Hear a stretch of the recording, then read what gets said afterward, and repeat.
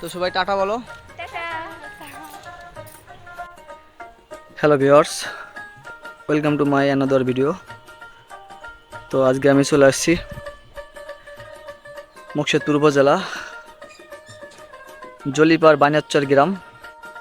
তো ভিউয়ার্স, এখানের যে মন্দিরটা দেখতে অনেকটা সুন্দর এবং এখানের যে প্রকৃতিটা দেখতে মনোমুগ্ধকর। আপনারা আসলে প্রকৃতির সৌন্দর্যের প্রেমে পড়ে যাবেন।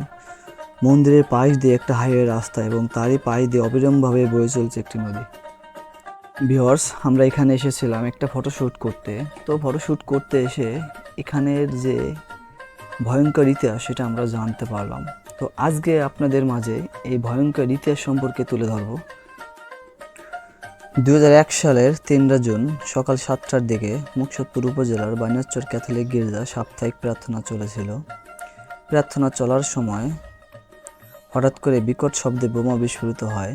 মুহূর্তের মধ্যে পুরো এলাকায় আতঙ্ক ছড়িয়ে পড়ে। প্রার্থনারতকারীরা দিক বিদিক ছোড়াছুড়ি করতে থাকে। ঘটনাস্থলে প্রার্থনারত অবস্থায় 10 জন নিহত হয়। আহত হয় আরও অর্ধশতাধিক।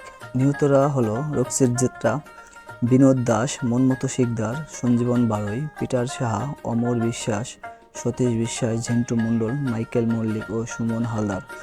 তবে যে 10 জন নিহত হয়েছে এর মধ্যে 7 জনই হলো মা বাবার একমাত্র সন্তান। এই বোমা হামলায় ঘটনার মুকশেদপুর থানা ওই গির্জার তৎকালীন ফাদার পিত্তাঞ্জা মিম্ম বাদী হয়ে হত্যা, পিটার বৈরাগী বাদী হয়ে বিস্ফোরণ মামলা দায়ের করেন।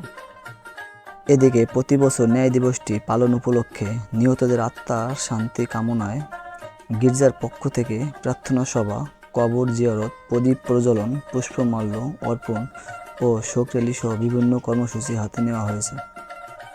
ভিউয়ার্স, আমরা এখন চলে আসছি যে গির্জার যে মেইন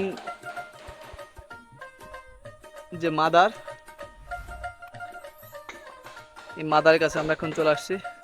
তো গির্জার পাশ দিয়ে একটা রাস্তা, এই যে দেখতে পাচ্ছেন, এখান দিয়ে মানুষ যাতায়াত করেন এবং পাশে খুব সুন্দর সুন্দর ফুল লাগানো, ফুল গাছ লাগানো, যেটা দিয়ে আসলে এখানকার পরিবেশ আরো ভালো দেখাচ্ছে।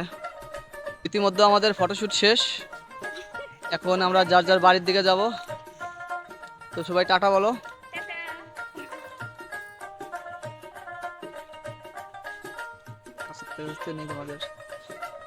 তোমার নাম হলো, জানা হলো তোমার নাম? স্বর্ণালী সরকার। স্বর্ণালী সরকার। স্বর্ণালী সরকার, তুমি কি করো? আমি ইন্টার ফার্স্ট ইয়ারে পড়ি। সবাই ইন্টারমিডিয়েট ফার্স্ট ইয়ার পরে। এই যাচ্ছে আমার ছোট ছোট দিদিরা।